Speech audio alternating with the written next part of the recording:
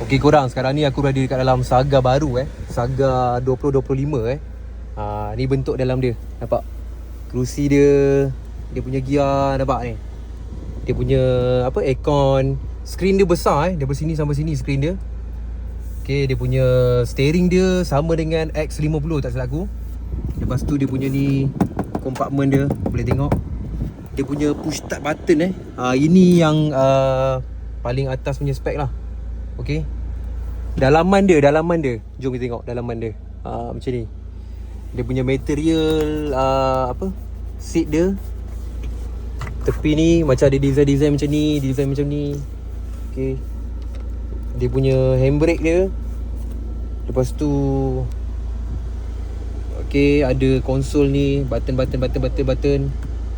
Lepas tu dia punya ni design congkak dia punya aircon dia design congkak.